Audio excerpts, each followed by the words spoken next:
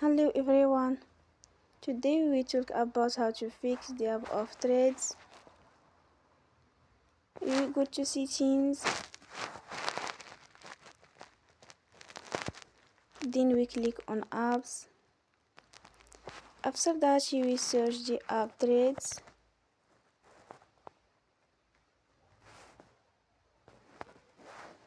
And we click.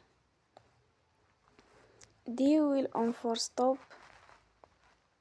After that we go to storage. Then we click on clear cache.